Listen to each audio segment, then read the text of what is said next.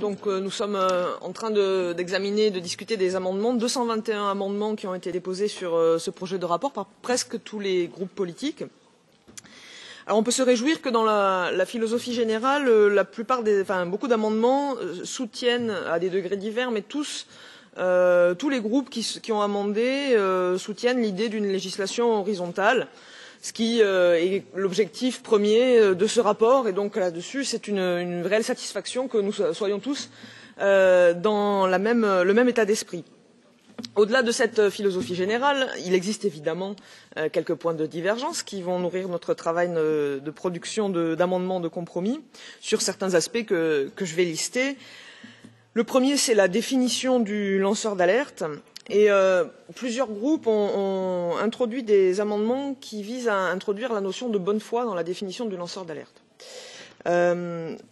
Ça souligne une préoccupation que je pense nous partageons tous, qui est de s'assurer qu'on fait bien la distinction entre ce qui relève de l'alerte et ce qui relève de la diffamation, la calomnie ou la dénonciation calomnieuse.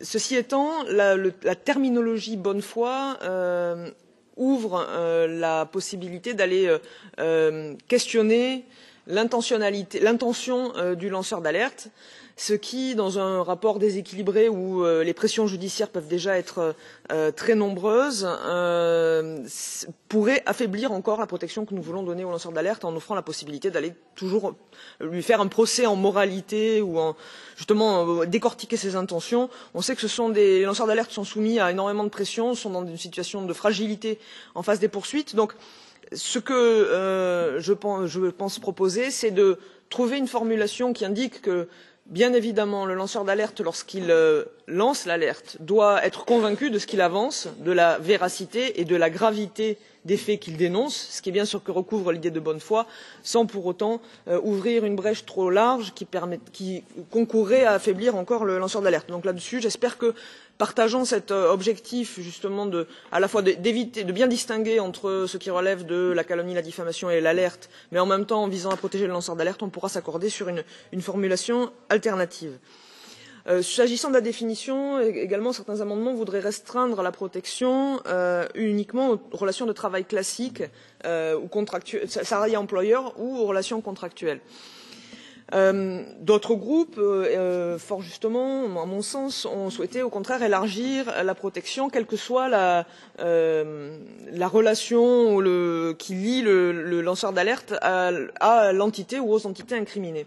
Et je pense qu'on a un exemple assez flagrant en ce moment qui fait l'actualité en France, puisque nous avons le procès d'un laboratoire pharmaceutique, du procès du laboratoire Servier et de l'agence du médicament qui s'ouvre, et que la lanceur d'alerte à l'origine du scandale, Madame Frachon, n'avait pas de relation d'aucune sorte, ni avec le laboratoire Servier, ni avec l'agence du médicament. Et pourtant, elle s'est trouvée en situation de lancer l'alerte, et il serait regrettable, alors là en l'occurrence on n'a pas de protection à faire jouer, mais il serait regrettable que dans ce type de situation, par exemple, la protection ne bénéficie pas à une personne qui se retrouverait dans ce type de relation ou d'interaction. Donc là aussi, j'inclinerai plutôt à aller dans le sens d'une définition la plus large possible.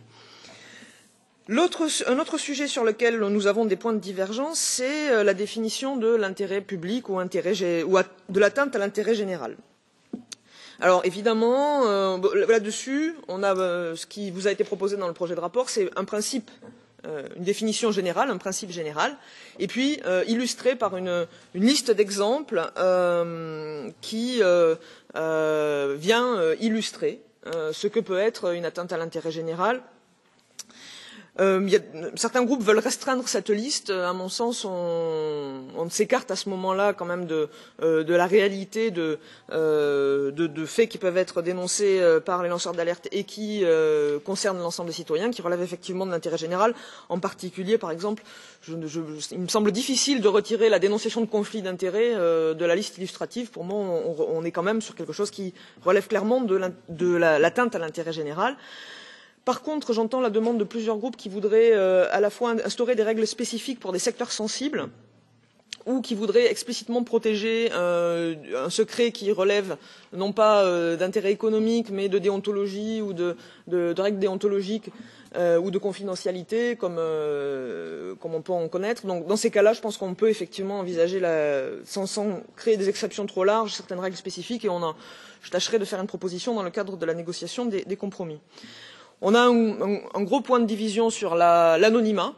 Est-ce qu'il faut, au-delà du respect de la confidentialité du lanceur d'alerte, qui ça est une exigence très forte qui est posée dans la protection, permettre à côté de ça un signalement dans lequel l'anonymat absolu est respecté? Ça me semble, en discutant avec plusieurs organismes impliqués justement dans la protection des lanceurs d'alerte et la remontée d'alerte, on sait que les personnes les plus fragiles peuvent être dissuadées de lancer l'alerte parce qu'elles craignent de se voir exposées. Et donc cette possibilité encadrée, clairement encadrée pour éviter là encore tout ce qui peut relever de la dénonciation calomnieuse, mais d'opérer des signalements anonymes, à mon sens, est quand même importante. Un autre pan du rapport porte sur les moyens pour donner l'alerte. C'est le débat central, un des débats en tout cas centraux, qui va nous occuper. On a plusieurs moyens de lancer l'alerte à l'intérieur de l'organisation, auprès des autorités compétentes pour intervenir et réguler une activité, et puis auprès du grand public. Évidemment, on a un mouvement dans les deux directions. Certains groupes voudraient totalement ouvrir la possibilité de lancer l'alerte, quel que soit le canal. D'autres voudraient au contraire établir une hiérarchie extrêmement restrictive, voire interdire même, faire perdre le bénéfice de la protection en cas de signalement au public. Là-dessus, il me semble qu'il est quand même dans la nature de la protection qu'on doit donner aux lanceurs d'alerte de faire bénéficier de cette protection, y compris en cas de signalement public. Notre mandat a été animé depuis son commencement par les scandales d'évasion fiscale et en particulier par les révélations sur LuxLeaks. Le cas de Raphaël Allais et d'Antoine Deltour est particulièrement éclatant de ce point de vue.